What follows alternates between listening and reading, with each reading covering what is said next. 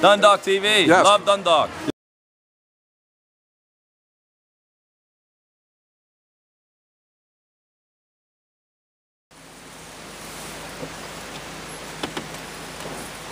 Better not park these guys too close, nobody will be able to leave.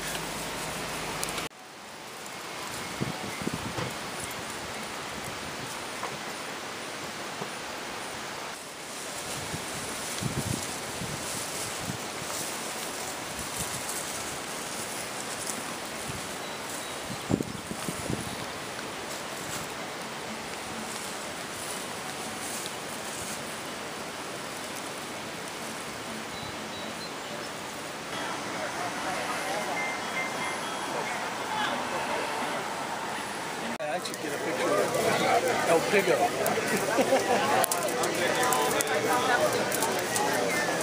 He was the special guest. He is today's honored guest. Wow, look at that.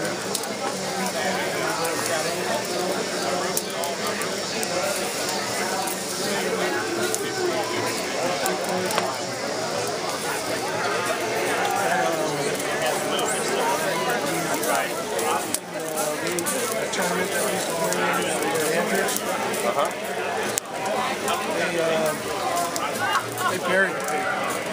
Did they really? Yeah.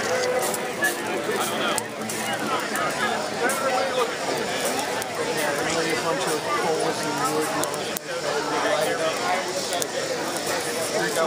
Around and they stick the lid and they bury it. Oh, wow. Nice color to it.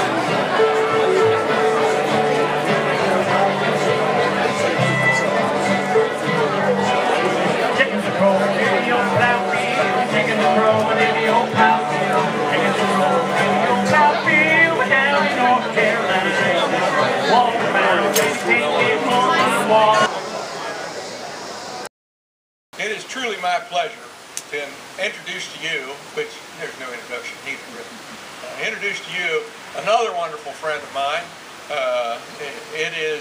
He is arguably the best, not arguably, he is the best lieutenant governor in the entire United States of America. But before he gets up here, I'm going to tell a little story. Okay, I've been thinking about this, and this was a deep, dark secret, but I'm going to tell this little story. We had this campaign office for a year, okay, and in this campaign office, one of the first times the lieutenant governor comes in, he says, "We're not recycling. We have to recycle. Let's get cans and recycle." So we got these cans in, and we recycle, we put them in the cans, we, mix them around. The lieutenant governor got in because not everybody recycles well, and he mixes them back and forth and all around. But one of the things that the lieutenant governor may never have known was we didn't pay for recycling. So every morning really early, I'd have one of the guys that worked there, Jeff, I'd say, "Take them 2 bags down to the dumpster before the lieutenant governor." So he was very happy we were recycling. We were giving it the old college try. It just wasn't quite working altogether. But I do know one thing. My governor and my lieutenant governor are doing a fantastic job for the state of Maryland. So without further ado, Lieutenant Governor Boyd Buzzard.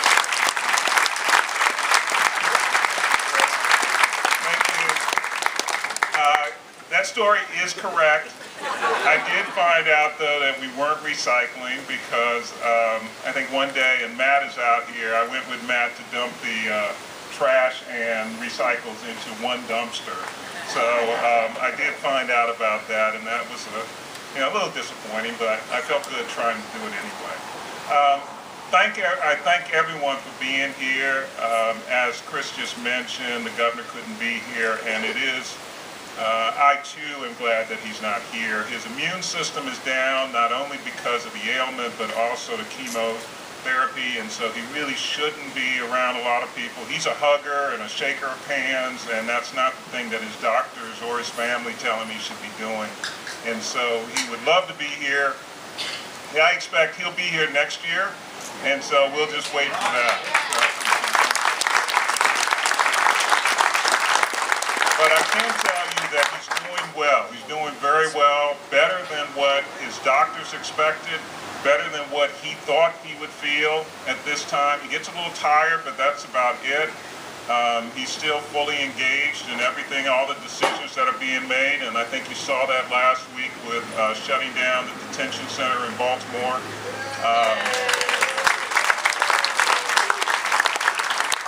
And like he said, it should have been done a long time ago. I mean, we heard during the campaign of problems there where we talked to some people who complained about elevators not working, which caused, security issues for the people working there, not just the guards, but also the health providers. That it's a facility that was built before the Civil War. I mean, that lets you know it was costing millions of dollars to maintain that place, and we have the excess space in other facilities, excuse me, right there in Baltimore, in areas where we can move those inmates too. So it was the right decision. It was a good decision by the governor, and it actually was an easy decision to be made. So we heard some, as I like to say, some belly aching from some of the folks that were talking about, oh, we had a plan, a 10-year plan to close something that our folks said they could do it in 2 weeks. So, why wait? And the governor was right to do that. I just will talk a little bit about last year we were here. Chris, was this the same time last year? Yes, first Saturday morning. Okay, we were here last year. It was a little less people here last year when we were candidates. You know who you are. Yeah, we take names and we remember. No, we don't. This one. But no, that's okay, because I had friends, they're still friends, that thought I was crazy to join in on this campaign. I had a few who laughed, and they said, I'm glad that somebody's doing it, but you have no chance in Hades. And they didn't use Hades, because kids are here, I wouldn't use the other word. But, so we knew in the beginning, it was a long shot, but somebody had to do it. Larry, though, had his finger on the pulse of Marylanders, and he understood that there was essentially a tax revolt that was brewing, and there was a large dissatisfaction in the state amongst the regular citizens. And it wasn't just Republicans. We wouldn't have been elected if it was just Republicans voting for us. But everyone was dissatisfied with what was going on in the status quo. And so when we started out, we said, well, it's going to be a challenge. It's going to be a long shot. But there were a couple of things that I'd say was a turning point, and Chris probably will, agree on some of this. 4th of July, it was after the primary, and the reception that we received on the 4th of July, particularly in Baltimore County, in Dundalk more so than any place else, the reception that we had where they were cheering wildly, and this is an area that was predominantly Democrat, that not voted for Republicans since forever, and they were booing Ken Ullman. And so we were saying, we have a real shot here. And then as they went to their standard playbook of the war on women, and we responded with the Jamie ad, which we weren't planning to do that. We were concerned because we were on public financing, we weren't bringing in big bucks, and as Chris just said, we didn't have as many people at the fundraisers. So we were kind of like, oh, should we spend this money and do it? And we decided to. And I think that turned the tables because it let people, a lot of people said, you know, this is just silliness. And we're not going to go for the same kind of silly, you know, war on women, then it was guns in the, on the playgrounds, and it was kind of, how dumb do you think we are? And I guess they thought they were pretty dumb. And so going, I'd say 2 weeks out, and Chris, I don't know how you felt, but we felt real good 2 weeks out. That we felt that unless there were shenanigans, which never happens in Maryland. No. Yeah. I see Ellen there. Hi, Ellen. That never happens here. We said unless there's some kind of shenanigans, we're gonna win this thing. And I think we all felt pretty confident on election night. That, you know, we just didn't really feel that there was going to be a problem. We thought it would be close, but we didn't think there was going to be a problem getting through. But we enjoyed the whole process. I was not, you know, jumping at the opportunity to run for lieutenant governor. Larry had to convince me.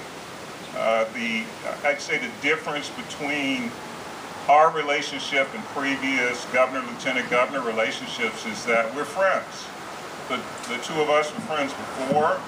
We were not a match made of convenience that, I had a big campaign war chest or something of that nature. We were friends, and Larry felt there was something that I could add to the campaign. You know, in fact, which we didn't know prior to our friendship, but two of our children went to school together. So they had known each other before we knew each other. And so it really worked out. And we decided early on that we would have a joint staff.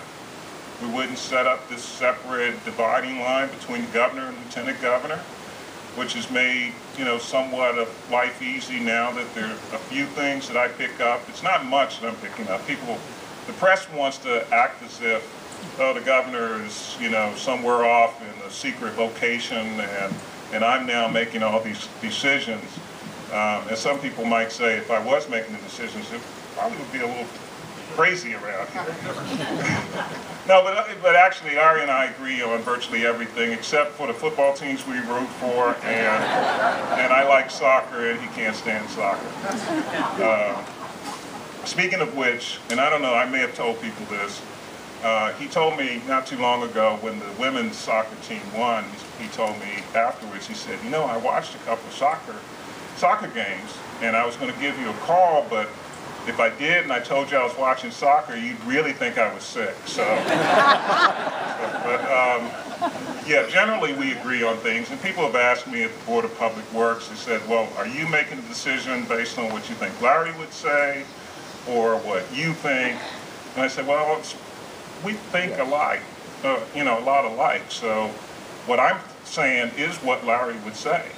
You know, it's just a question of, you know, doing the right thing and watching out for the people's money, because it is the people's money, unlike a lot of folks think it's the other way around. So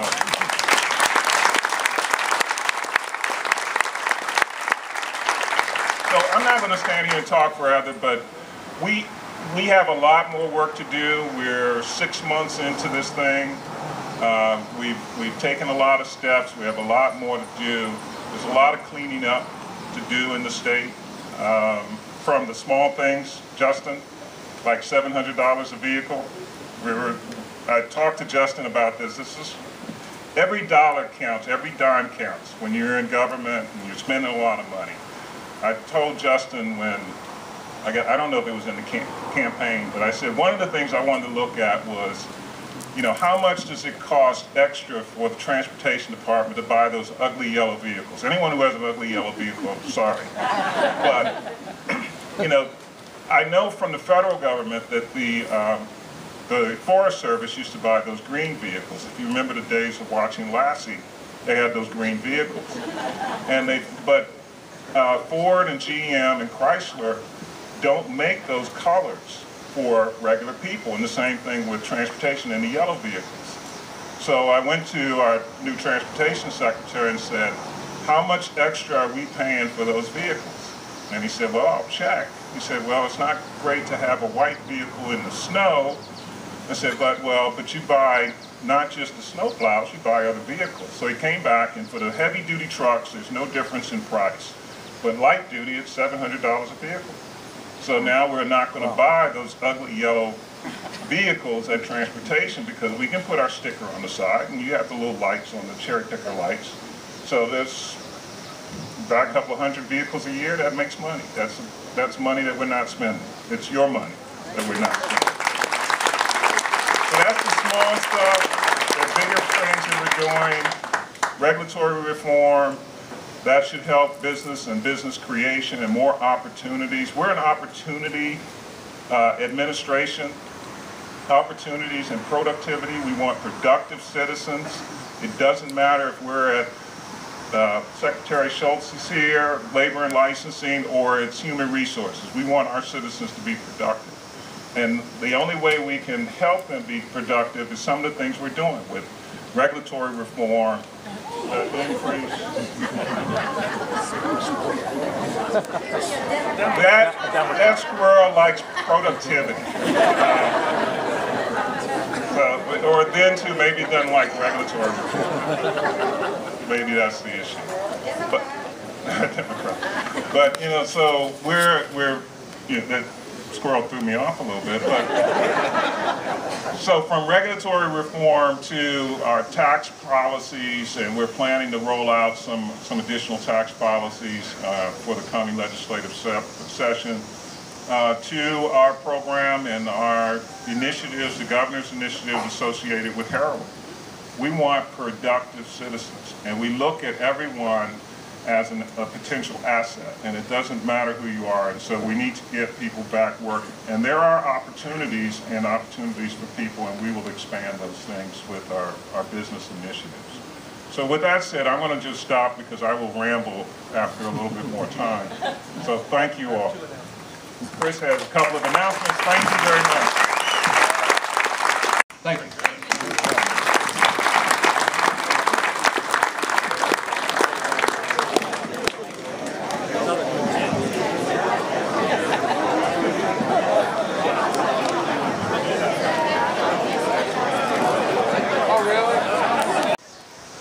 Okay, Chris, so thank you very much for having the party here today. What would you like to say?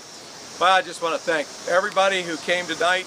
The party was wonderful. We've had between 300 and 350 guests, maybe even a little bit more. I am so indebted to the sponsors. They were wonderful. We made some very good money for Hogan for Governor tonight. Hopefully heading towards a wonderful re-election with a wonderful governor. So many, many thanks to my family for putting things together and helping us with it. Many, many thanks, especially to Lieutenant Governor Rutherford for making the trip up here to say hi to everybody. And many thanks for the man who is responsible for all this, which is our governor, the most determined man I know. I am glad that he's at home this evening and didn't make the trip to Hampstead because we need him back in the office as soon as he can be on Monday morning. Well, I'm hoping to have 16 years worth of Hogan and Rutherford and keep heading in the direction we are. Thank goodness we're heading down the right road now instead of the wrong way. So thank you very much, Chris. It was a very nice party. Enjoyed being here and look forward to being back next year. All right, thanks a lot, Scott. My pleasure.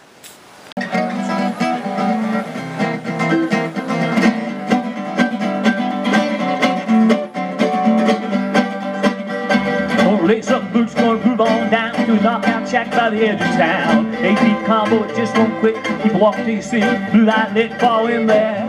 Dig the sights of the house blue lights. They got fryers, broilers, Detroit barbecue, read about the trick of the trade. It's the way it's played. Detroit style, wanna spend the rest of your nights in the house blue lights.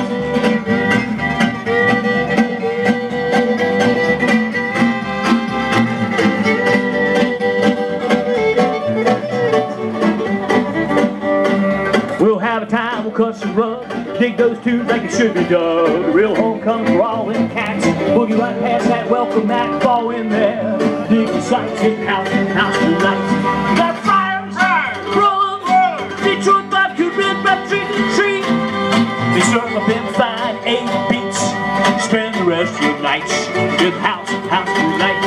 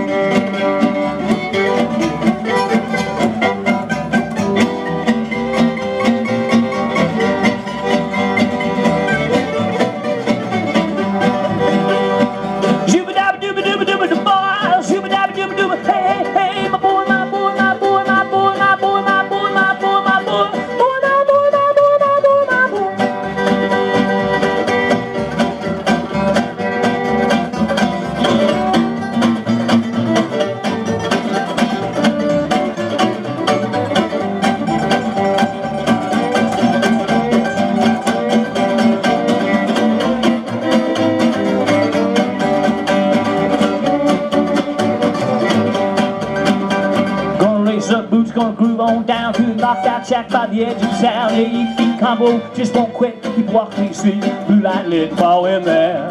Dig the sights at the house blue lights. We got fires, rollers, Detroit pipe, huge men, but the trick of the trade. It's the way it's played. Detroit style, gonna spend the rest of your nights in the house blue lights.